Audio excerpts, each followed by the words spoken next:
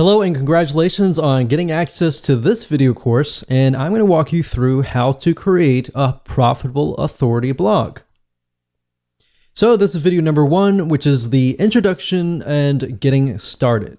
Now, before we jump right in, I want to jump in and talk about mindset because I want to make sure that you're in the right mindset before we get started. Because I'm a big believer that if you're in the right mindset, you'll be able to implement everything at a faster and more accurate pace.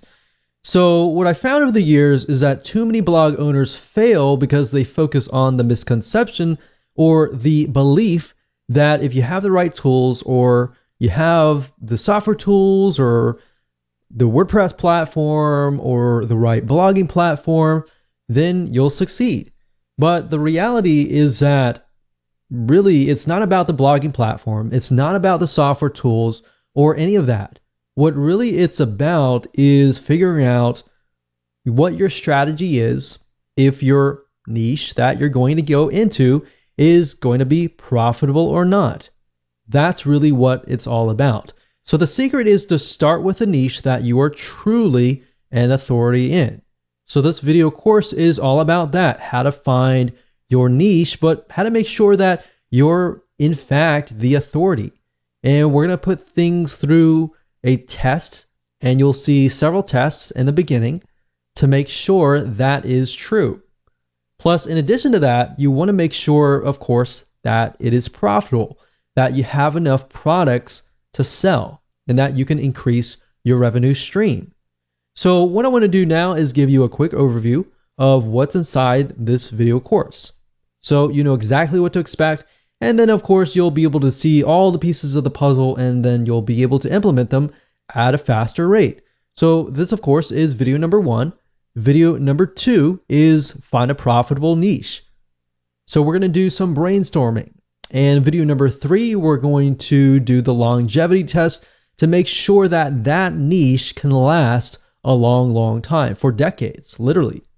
And video number 4, we're going to talk about the authority test to make sure that you are indeed the authority. How do you know? We'll ask some questions that you can answer. We'll put you through some tests to make sure that is the case. And of course, number 5 is going to be the competition test to make sure that you have enough competition. And video number 6, we're going to talk about the product test to make sure that everything is going to be profitable for you in the long run. Because the worst case scenario is you jump into a niche that has a high demand, but it's not necessarily profitable. And of course, video number 7, we're going to talk about topic generation. So we're going to take the niche that you decided upon, and I'm going to show you how to use free tools to gather intelligence to figure out what actual topics are in demand. Because it's easy to create topics out of our head, and that's great, and some of those might be high in demand, but we can verify these with actual tools online. And video number 8, we're going to talk about blog post creation. Video number 9, we're then going to talk about blogging platforms. So if you notice, a lot of videos 1 through 8 is all about strategy, planning, getting it right. And once you do that, then you can move on to setting up your blog. Then you can think about the software tools and all of that. All right. So with that said, let's move on to video number 2. Welcome back. This is video number 2, and we're going to talk about how you can find a profitable niche that you are an authority around. And as we're thinking about that, I want to ask you a question, which is, what are you interested in? What are you passionate in? And I want you to keep that question in your mind. And the reason being is because I want to address an issue. And the issue is that many people tend to choose niches based on profitability. And that's the wrong way. Here's what you should look for. You should look for something that you're interested in, because if you look at the profitability or the money first, you will fail eventually, because you will eventually run into a roadblock and you will get overwhelmed. It'll be boring and you'll have no interest in it to continue. And another thing is you won't look like you really know what you're talking about. So start with your passion. And the great thing about that is that people will trust you. They will begin to see that you're passionate about it.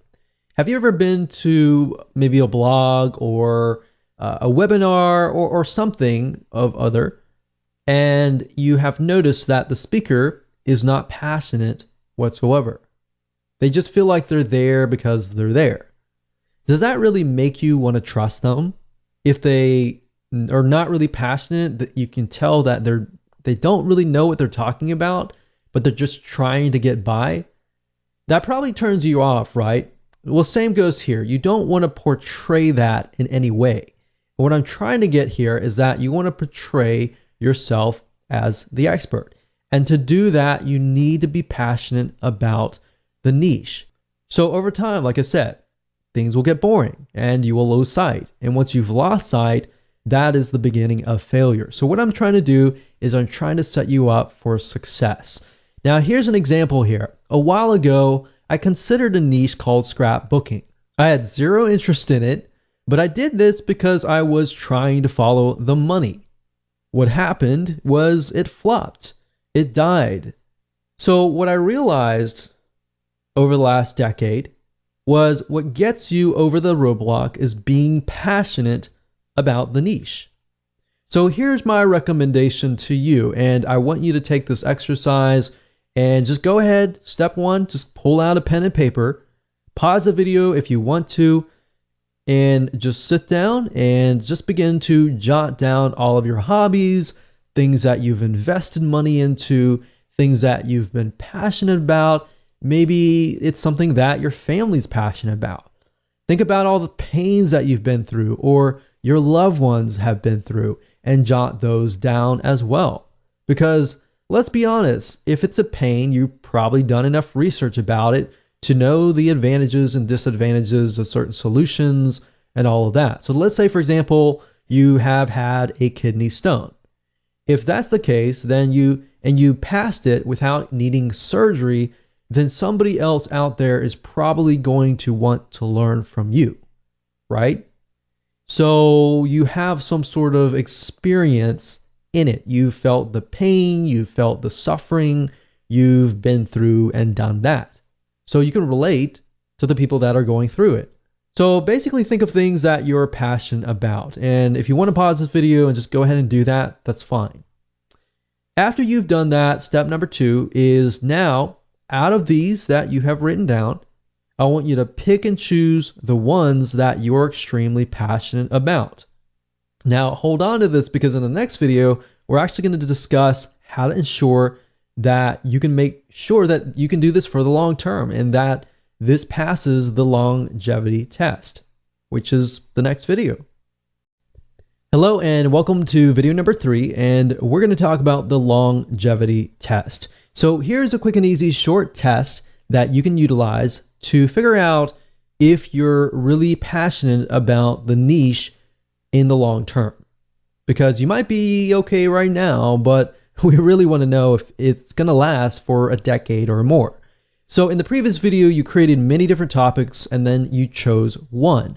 Now, the fact that you're passionate about this topic means that you're more likely to succeed in the long term, but we want to make sure that is the case. So here's what I want you to do. I want you to get a timer, whether it's your phone, whether it's your watch. From this topic, what I want you to do is try to jot down at least 10 to 15 different but very specific topics around this one topic. So in other words, let's do half an hour and let's see how fast you can create specific topics around this niche. So say, for example, let's take the example of kidney stones. We can think about with kidney stones, there can be dieting. For example, certain foods create kidney stones, and certain things, certain supplements can actually help pass the stone without surgery. Now, can you create 10 or more topics? So I created 2 out of those. Or let's say, for example, lowering cholesterol.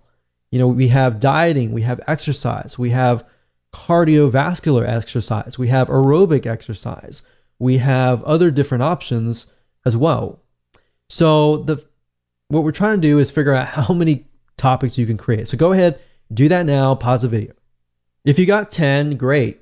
If you got 15, super. If you got 20, awesome. But if you got at least 10 within less than half an hour, then that's a good sign. That means that in your brain, you're able to produce topics right away and that you're actually passionate about this niche. Now, are you stuck? Let's say you tried it and you weren't able to think of anything. If you're stuck, then that kind of means that you need to move on to the next one. So look back on the list of pains and hobbies, pick another one and go through the cycle again until you find one that works.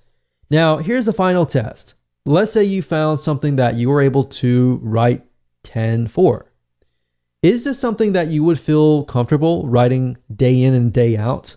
Is this something that you're willing to get educated about and increase your knowledge about, read books about from other experts, talk to other people about, surround yourself with people who enjoy this topic, and would you be happy with all of that? If you said yes to all of these questions, then this might be a good topic of choice. So that brings us to the authority test next. Hello and welcome back to video number 4. This is the authority test. When it comes to being authority, you always want to be one step or one level ahead of your audience. What do I mean by that? I mean, if your audience are newbies, you want to make sure that you are at least in the intermediate level.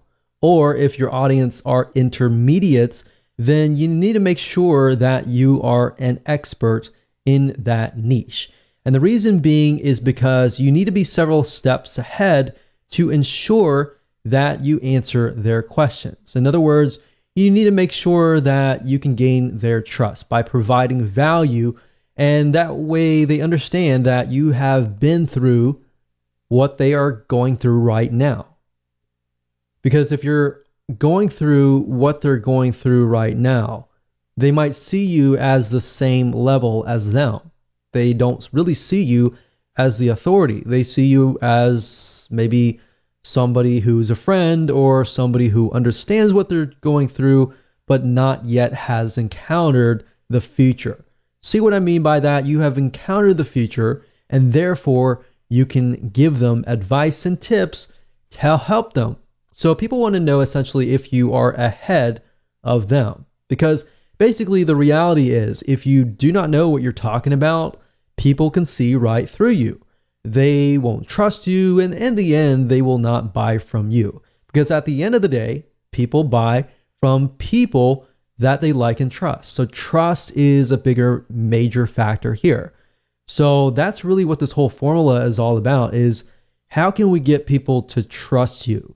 And ethically and rightfully so, if you know the niche, you know the advice and the tips, and you've lived it, then you're more likely to be able to connect. And by connecting, you understand their struggles.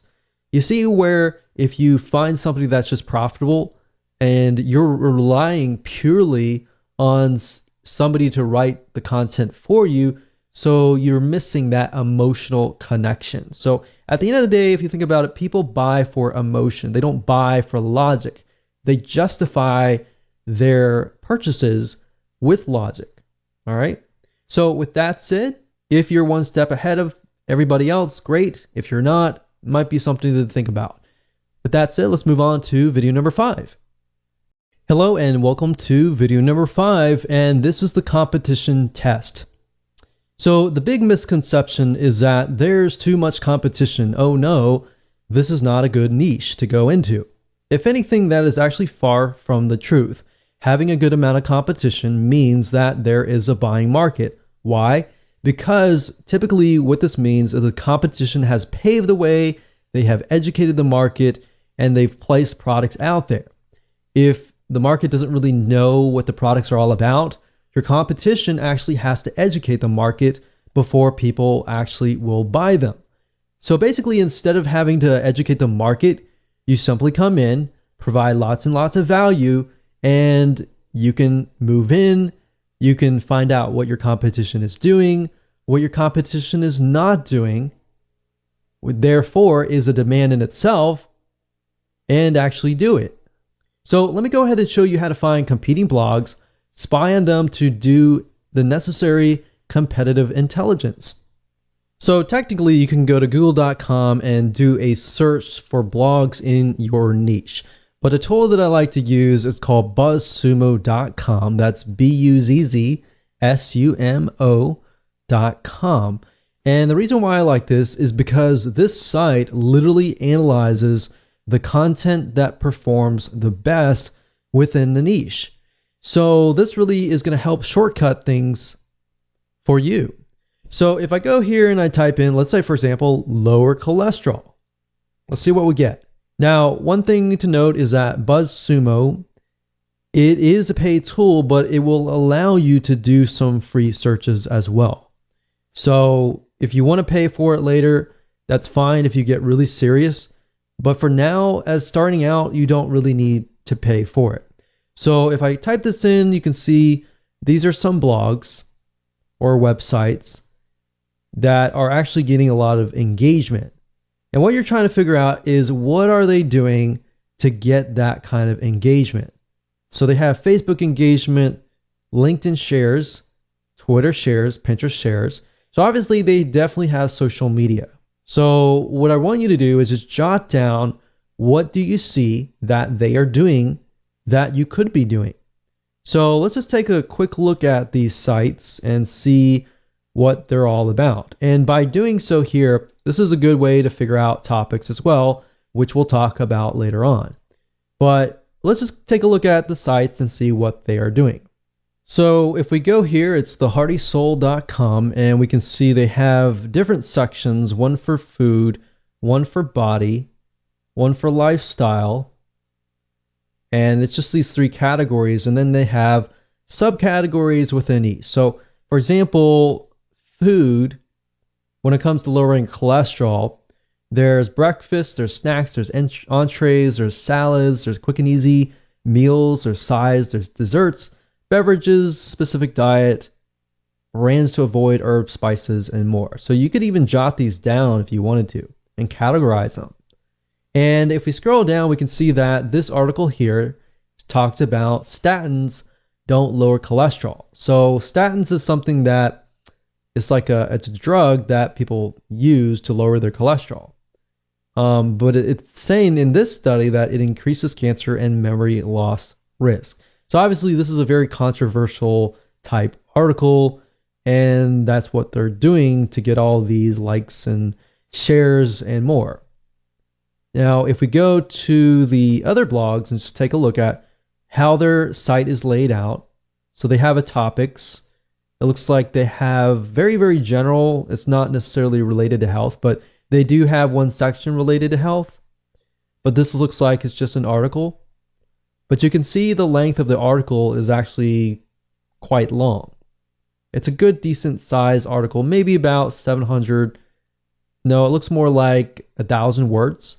But nowadays, your articles and your blog posts can actually get to the length of 1,500 to 1,000 words per blog post. And of course, if you have videos, that's good too, to get people to actually stay.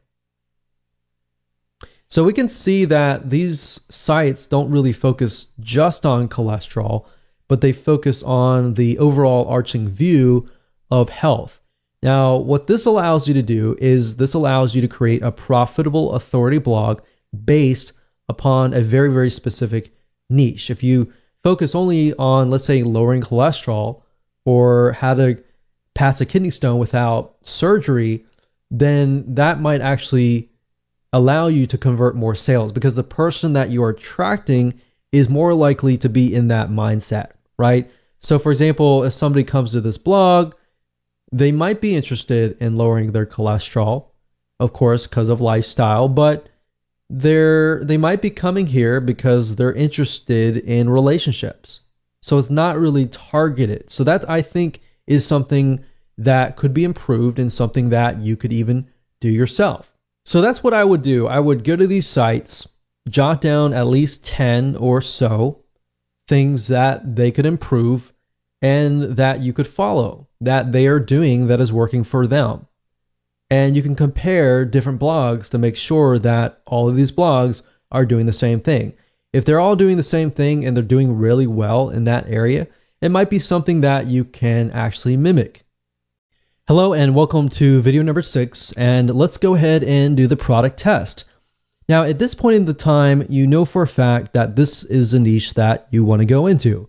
But what we need to do now is we need to make sure that we are going to be able to profit from this blog. So what you need to do as far as product creation goes is figure out if you have an unlimited supply of products that you can sell to your market. Because the more products that you have, the higher your revenue stream is going to be. Now, there are different routes that you can take. You can either find affiliate products, or in other words, products that other people have created, and you can direct your traffic, your bloggers to, and you can send them there. And if they buy, then you get an affiliate commission. So you get a cut. Basically, if the vendor has a product, let's say a video course, and they give you 50%, for every sale that you make, you get 50%. Now, the nice thing about this is you don't have to deal with customer support. The downside is you only get half of the commission. Now, if you create your own product, obviously, you get 100% commission. So you are the vendor, so you get 100% of the product. Now, that's the nice thing about products, but product creation definitely does take time. And a shortcut of that is what we call private label rights products. What that means is you have somebody who has created a video course or a report or an ebook or some sort of product, and they are giving you rights to put your name on it and make it as your own. So the person creating the private label product, their name is not on it, so you pretty much get all the credit. Now, if you go find a private label rights product in your niche, let's say, for example, lowering cholesterol, and you compile a ebook or a report that somebody can buy, or you can turn that report into a video course that somebody can buy. Either way, product creation or private label rights, you get 100% of the actual revenue. So here's the thing. Finding affiliate products is great. It allows you to focus on your blog. But if you're unable to find many affiliate products, that just means that you're going to have to create your own products or find private label rights products. But I want you to understand that at the end of the day, the more products you create, the more you actually control yourself. So you actually own these products. And if you have 5 different products, you can cross-sell them. If somebody buys product 1, you're more likely to present them with product 2, 3, 4, 5. And if they like you, and if they like your products, they're more likely to buy the other products. And that's the beauty of this, is you can pretty much do however you wish if you own the product. So what I want to do now is just head on over to Google. I'm going to show you real quick how to find products that you can sell if it's an affiliate product, or if you want a private label rights shortcut. So this is going to be a quick and easy exercise. Simply go to google.com, and then of course in the search box type in private label rights, and then place the next word to be your niche. So in this case, if that's lower cholesterol, let's see what we get. So you're going to see PLR or private label rights. You can do a search for PLR as well. Same thing, same acronym. And you can see that, this is $3.49. It's 30 days to lower cholesterol, PLR ebook. And you want to make sure that you see what's inside the ebook. Now, I can't say for everything. Some ebooks are created with tons and tons of high quality, and some are created and they're not really good quality. So you really have to pick and choose. I mean, it's not really expensive. So at the end of the day, you can look at it, and if it's great, if it needs to be rewritten, you can hire an article writer to do a total rewrite of it. Or another thing you can do is you can head on over to upwork.com or fiverr.com, which is fiverr.com, and find somebody to turn these articles into videos, which is something that most people don't do, but that's an extra step that you can take that really adds a lot more value. Now, aside from private label rights, finding affiliate products or products that have vendors who have created a product that you can promote to get an affiliate commission, you go to clickbank.com and you click on their affiliate marketplace and you type in a keyword here. So let's say cholesterol and see what we get. So out of this, we can see there's 122 products, which is a good thing. That means that we have enough products that we could potentially sell. And as you can see here, the initial sell is $24.45, and that means that you're going to get that amount of money. And some of these have rebill. So some of these have recurring membership sites attached to it. So if you sell it once, you can get paid over and over again over the course of a few months. So what we're trying to do is we're trying to just glance really quick. You don't have to buy anything right now. Just kind of get an idea. Is there actually affiliate products out there that we can sell and promote and get a commission? And we can see that there is indeed 122. All right.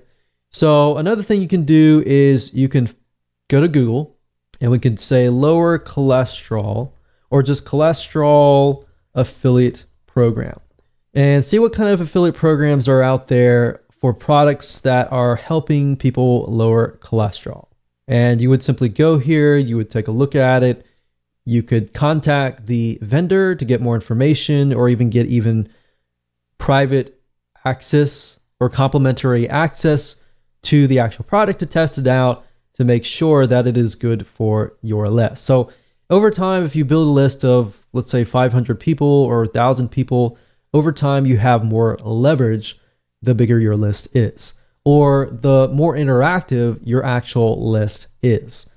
So lists can be email lists, it can be Facebook likes, it could be Twitter followers, and more. But this just gives you an idea about what is actually out there and if you have enough products to sell on your blog for the future. Hello and welcome back. This is video number 7, and we are going to talk about topic generation. So it's time to go one step further and figure out a larger list of topics. Now, we obviously have a list that we created earlier, but we want to make sure that we verify that they are truly in demand, and that is something that people are asking for out on the internet. So how do you go about verifying this? Let me go ahead and show you. So there are several tools that you can use that don't cost you any money to try to figure out topics that are in demand, that people are searching for. And the two sites are Google and SEMrush. Now, SEMrush does cost money, but at the same time, they do allow a free search, which gives you a limited amount of topics. And as you can see here, I went to SEMrush, that's SEMrush.com. And the keyword overview, as you can see here, I typed in lower cholesterol. So kind of following the topics that we've been talking about earlier. And as you can see here, you can choose countries, but I would advise just choose one country. And as you can see here, we scroll down, we can see phrase matched keywords. So as far as lower cholesterol goes, we can see here how to lower cholesterol. We can see the CPC, or what advertisers are willing to spend. And that's a good sign. If they're willing to spend money on a specific keyword, that means there is demand. As you can see here, foods that lower cholesterol lowering foods. So there's a lot about foods. You can see that there are other keywords as well. There's ad copies, there's organic search results. You can also use BuzzSumo as well to generate topics. And in addition to this, if we head on over back to google.com, up at the top here, if you put in the address bar a keyword, let's say, for example, lower cholesterol, you'll notice that as I begin to type things out, Google will actually try to complete your sentence with lower cholesterol diet, lower cholesterol fast, foods, exercise, and recipes. Now, if I were to, let's say, type in lower cholesterol, just flat out, and I scroll all the way down to the bottom, you will see a larger list of searches related to lower cholesterol. Now, what this allows you to do is it allows you to see the high demand searches. In other words, Google's not going to show keywords up at the top unless people are actually searching for them. So if thousands among thousands of people are searching for them, that's something to be aware of. Now, what this allows you to do is it allows you to drill deeper. So let's say, for example, that we want to do a search for lower cholesterol foods. And we do a search for that. And if you scroll all the way down to the bottom, you will see everything related to lower cholesterol foods. So we can see cholesterol in almonds, breakfast, food lists, recipes, how to reduce it naturally without medication. So we can see that and kind of get an idea of the type of person that is searching. So we can see just from this list that the person searching is more likely to want to reduce their cholesterol and with natural home remedies, with supplements, with dieting, and everything naturally. So if that's the case, let's do a search again for lower cholesterol plan and see what we get. So let's scroll down all the way down to the bottom, and we can see that the plan consists of diet plans, how to lose weight. So losing weight can be a factor. And we can see Indian diet plan. We can see Mayo Clinic diet plan. So many different diet plans. So what this allows us to see is allows us to see the overall general idea, which is lower cholesterol. And within that, we can see that there's things like dieting. So let's just create a notepad here. So lower cholesterol. And within that, we can see diet, we can see recipes, which recipes, of course, fits into diet. We can see exercise. You can ask yourself what type of exercise, lifestyle changes, what type of lifestyle changes. So as you're beginning to type these out, ask yourself questions that other people would ask, like what type, or what if, or why, or how, or when. So who, what, when, where, how kind of thing. So that way you can expand upon not just the general niche and the sub niche, but you can expand upon that. So you could see this diet and recipes could become one whole vertical of just topics, tons and tons of different diet plans, tons of different recipes, different types of exercises. We have, swimming, we have cardiovascular, aerobic type exercises, running, how long. And as you can see here, you can really dig deeper and deeper and deeper. So I would say just using Google itself allows you to really dig deeper, but utilizing other tools like SEMrush or BuzzSumo, or even going after the paid versions of these apps and digging up actual data that says, okay, this keyword is getting a $3 CPC, which means for every click somebody gets, they're actually paying about $3 cost per click. All right. So that's basically all you need to do right now is just do a little brainstorming, do a little researching, and create a list of topics that Google has proven to you that it is in demand. All right. So with that said, let's move on to the next video. Hello and welcome to video number 8. And let's talk about blog creation. How do you go about creating the blog posts now that you have a list of different topics that you might want to create? Should you use videos, or should you use articles, or how long should they be? Now, if you took a look at the BuzzSumo examples in the previous videos, you notice that the articles were pretty long. They were about 1,000 to about 1,500 words for an article.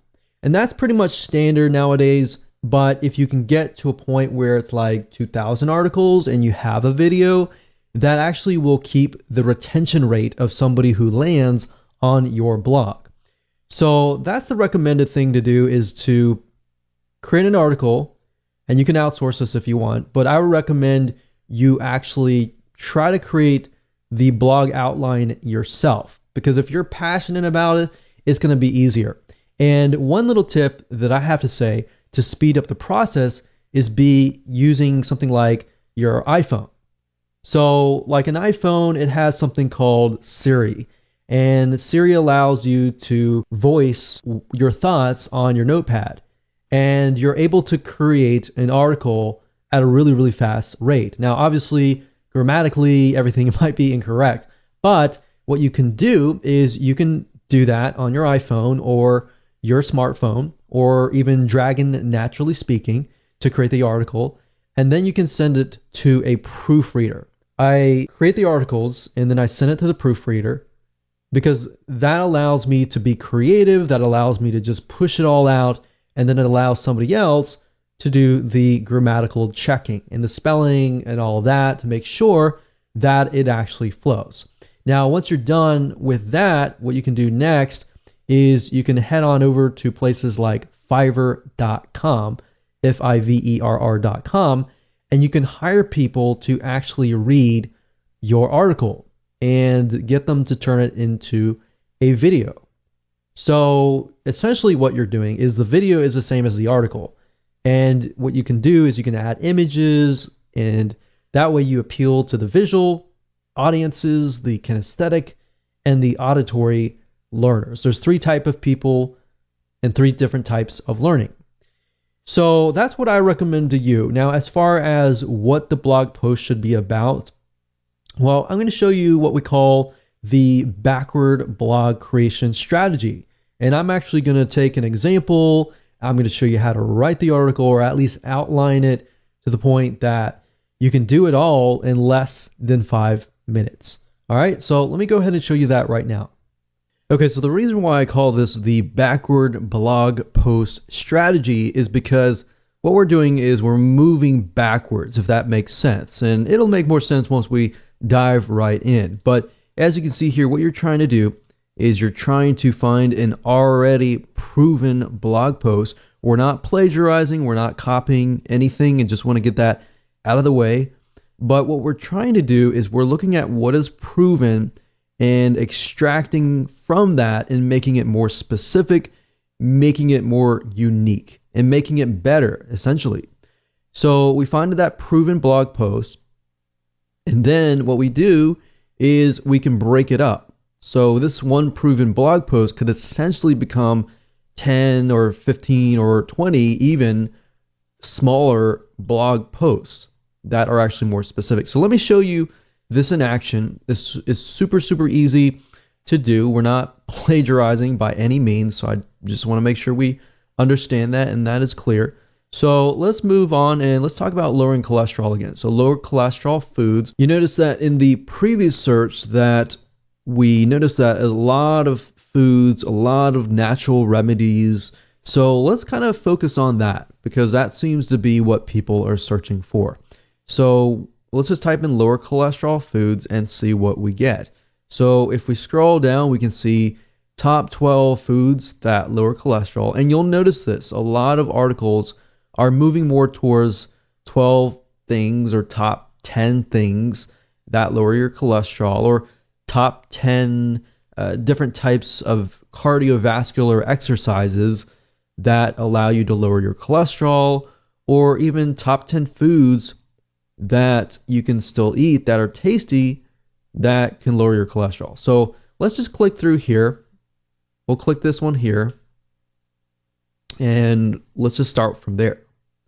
So as you can see here, it says 12 foods that lower cholesterol naturally. Now, if we take a look here, we can see that it lists different types of foods. So different categories of foods like oats, we have red wine, we have salmon and fish, we have nuts.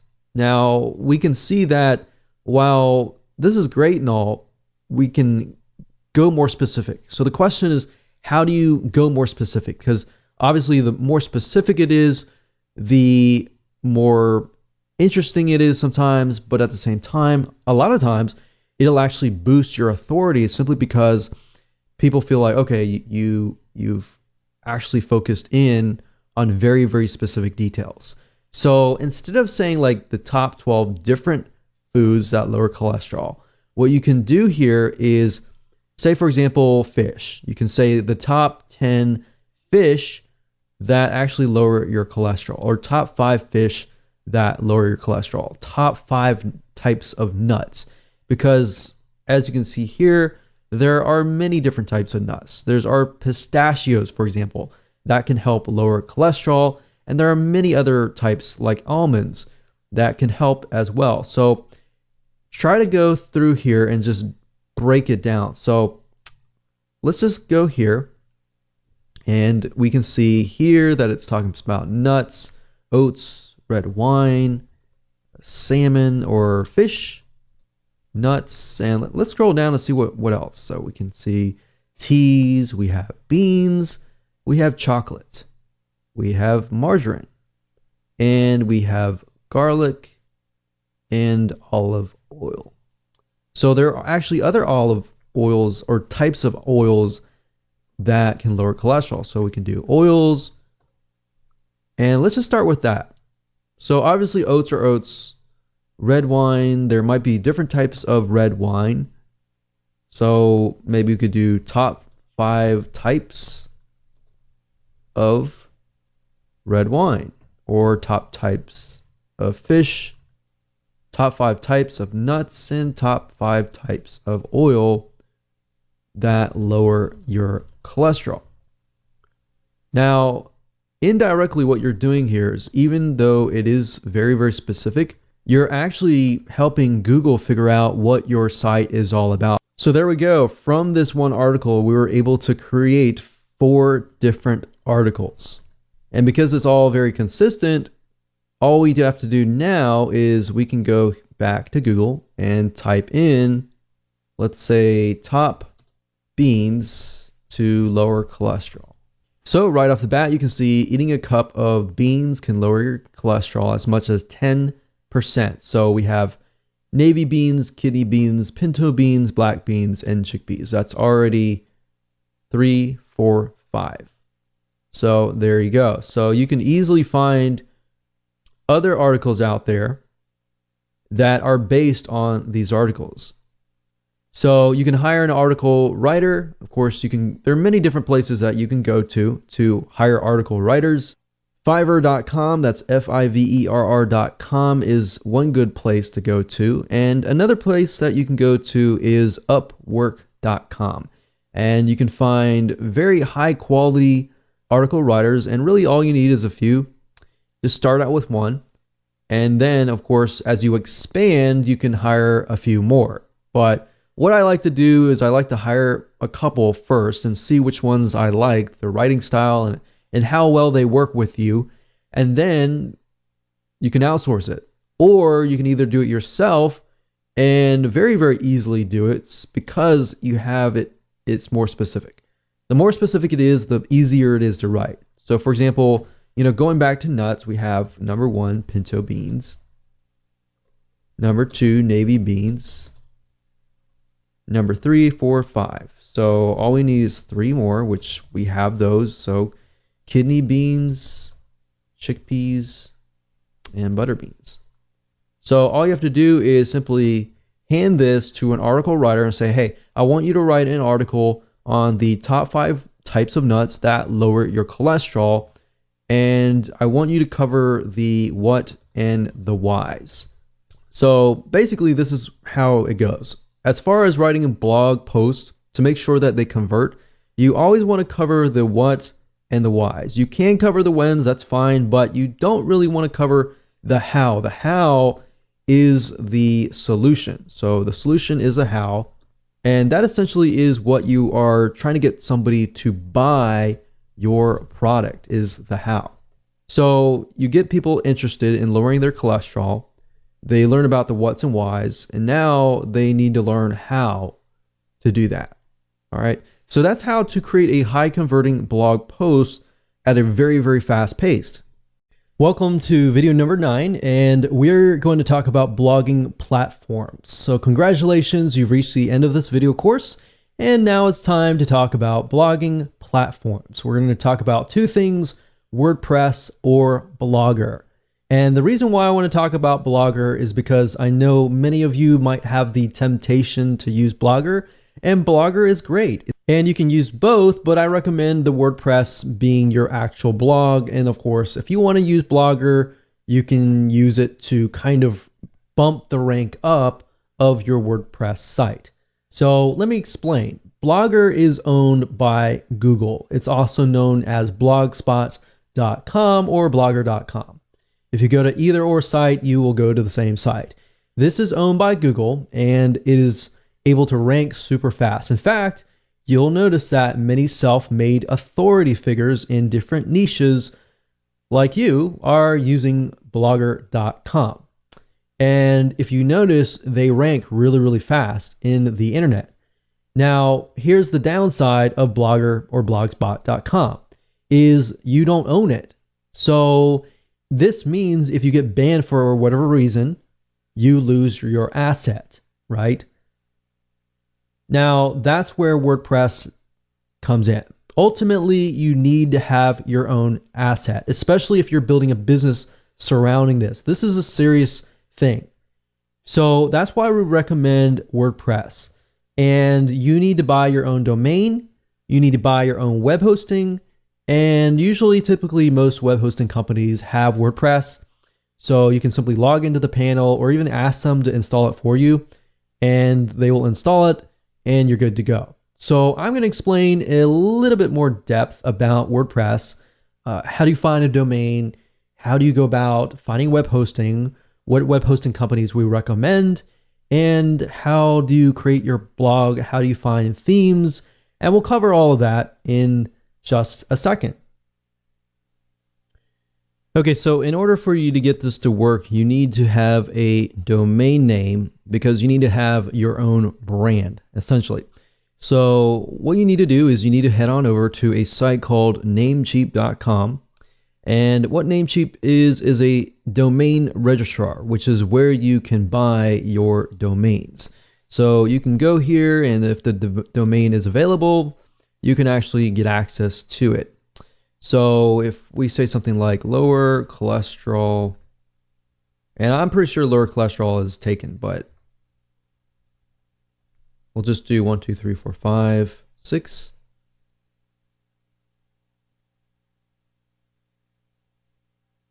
And we can see whether or not it is available. And I'm pretty sure it is just because put some numbers in it, but I don't recommend you do that. I just recommend you find whatever domain that is great for you, and then of course add it to your cart, buy it, and you're good to go. So you pretty much have completed the domain part. Now you have to get web hosting.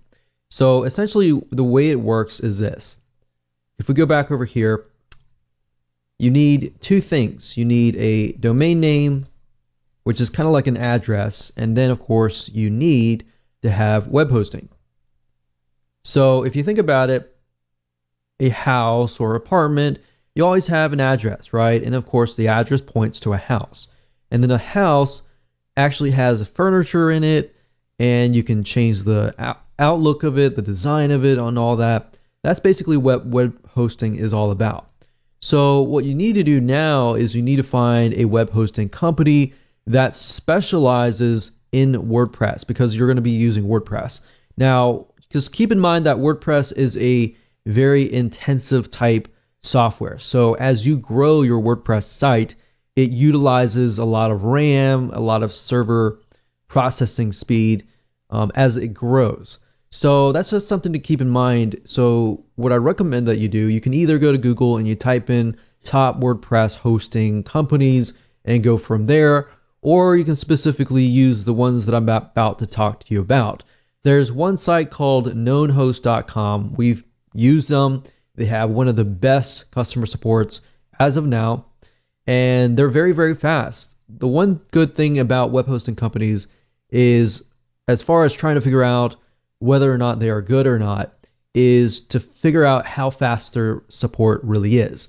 if you email them, and you might want to test it out, if you contact them and they take hours and hours to get back to you, move on to the next place, because that's a good sign to figure out whether or not, that's a good hosting company. But we've tested this particular host and we found that they're really good. So what you want to do is you can head on over to here, and what you're looking for with WordPress type web hosting is SSD. So any type of SSD is going to be really fast. So you can pick the $25 per month plan, for example, and this is going to be reliable because this is a reliable host. You always want to choose a reliable host. The next host that's good for web hosting for WordPress is a2hosting.com. And if you go here, you look for the cloud hosting, or you can look for the shared hosting. So if you click on cloud hosting, you can go through and purchase whatever you need. Typically what you can do is you can start out with the very basic plan, and then of course move up from there. So as you can see, A2 hosting uses SSD, which is what you want. If you see any hosting that is using something like HDD, which is a regular hard drive, then you might want to pass. So for example, there are a lot of web hosting companies out there. HostGator also provides WordPress hosting. I cannot recommend HostGator. Have not really had the greatest experience with them. But knownhost.com is a great web hosting company that we have tested, and it has been tried and true. So once you've gotten your domain and your web hosting, the web hosting company will provide you with information on how to connect the two. So they will provide you with that, and if you have any problems with that, you can talk to them about that. So basically, I can tell you for a fact, KnownHost utilizes what we call cPanel. So they're going to give you access to a cPanel, which then you can log in, and of course, they will give you access to what we call Softaculous.